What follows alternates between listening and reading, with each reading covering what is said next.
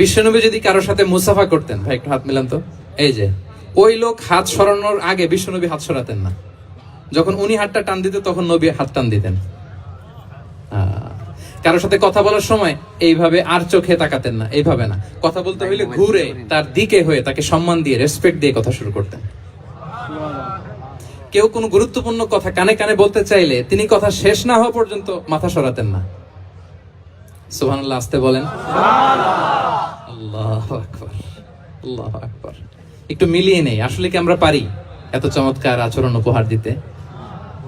আর সবসময় বিষ্ণু ইসলাম একটা smiling face নিয়ে তাদের সাথে কথা বলতেন। দেখবেন যিনি মুচকি হাসে তাকে সবাই পছন্দ করে, আর যিনি গোমরা মুখ থাকে তার দেখতে ভালো লাগে। আমার ভালো লাগে না, আপনাদের লাগে? লাগে লাগে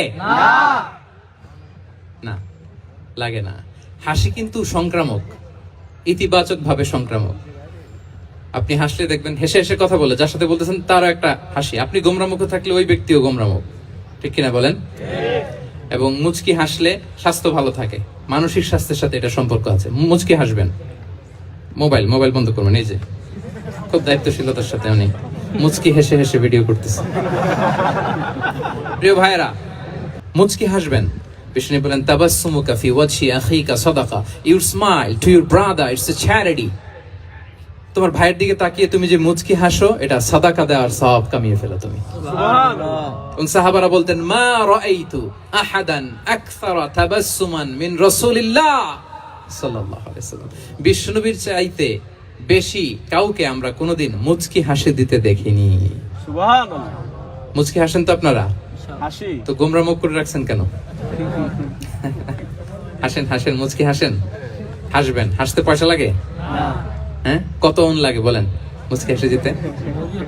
হ্যাঁ, আচ্ছা, লাগে না তো মুচকি হাসবেন। হাসলে যদি সাদাকার সওয়াব হয় তো আমরা মুখ গোমরা করে রাখবো কেন? আমরা কি করব? হাসবো, মুচকি হাসবো। রাজি আছেন? কতটা কনসিডারেট ছিলেন দেখেন। এক বেদুইন, অক্ষর জ্ঞানহীন মানুষ, সভ্যতার ছোঁয়া তার মধ্যে লাগেনি। সে মসজিদে নববীতে ঢুকে একবার মসজিদে নববীর মাঝখানে পেশাব করা শুরু করলেন। কি করা শুরু করলেন? কোথায়? টয়লেটে? কোথায়? ইসলামের সবচাইতে দ্বিতীয় সবচাইতে পবিত্র জায়গা বিশ্বনবীর মসজিদের মাঝখানে। সাহাবারা তাকে মারতে উদ্ধত হলেন। বিশ্বনবী বললেন দাও, থামো থামো, এই থামো থামো।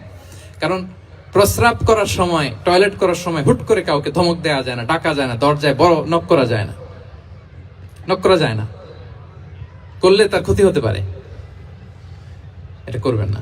বিষ্ণু বললেন দাউ ওয়া হারিকু আলা বাউলিহি সাজলান মিন মা। এই রাখো রাখো, বেচারাকে পেশাব করতে দাও, করতে দাও, করতে দাও, পেশাব করতে দাও। সে পেশাব শেষ করলো। বিষ্ণু বললেন এক বালতি পানি ঢেলে দাও।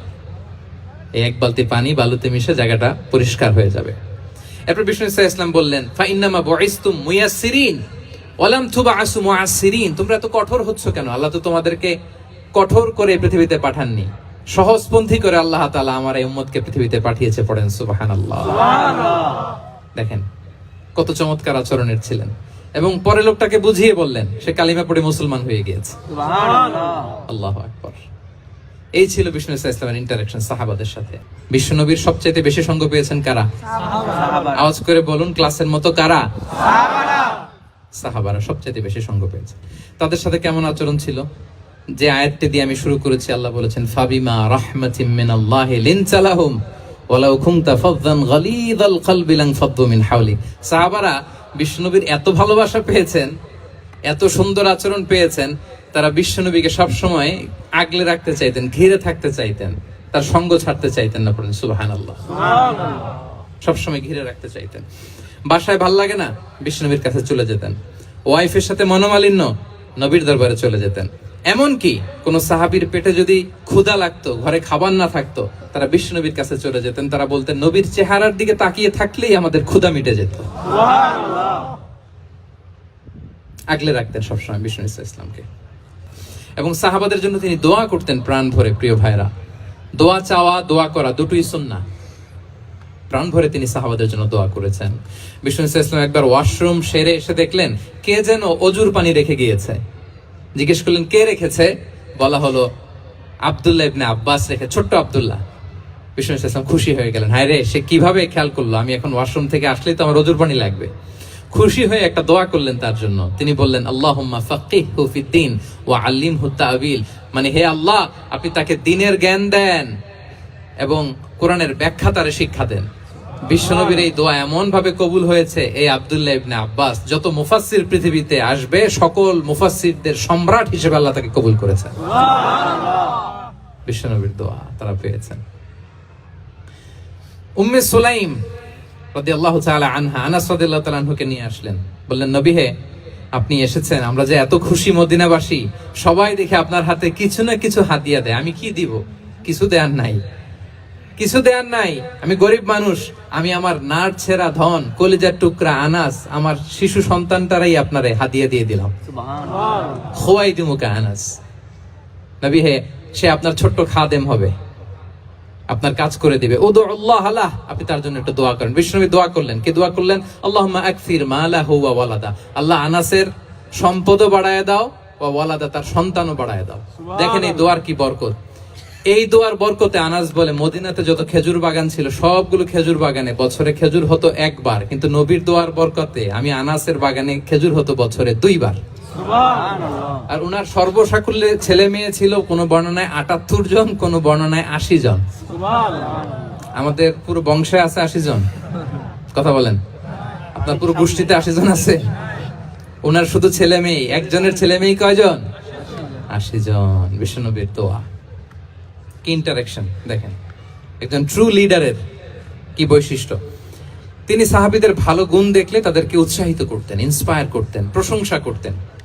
আবু মুসা আল-আশআরী রাদিয়াল্লাহু তাআলা আনহু তিনি রাত জেগে চমৎকার কণ্ঠে তেলাওয়াত করতেন। একদিন তার ঘরের পাশ দিয়ে বিষ্ণুনবী যাচ্ছিলেন, পরের দিন বললেন, আবু মুসা আমি কিন্তু তোমার কণ্ঠ শুনেছি, বড় সুরেলা গলা তোমার। লাকাদ উতিতা মিজমারান মিন মাজামিরি আলি দাউদ, দাউদ নবীর গলায় আল্লাহ যে সুরের ঝংকার দিয়েছেন, এই উম্মতের মধ্যে আল্লাহ তোমার গলায় সেই সুরের লহরী ঢেলে দিয়েছেন। সুবহানাল্লাহ।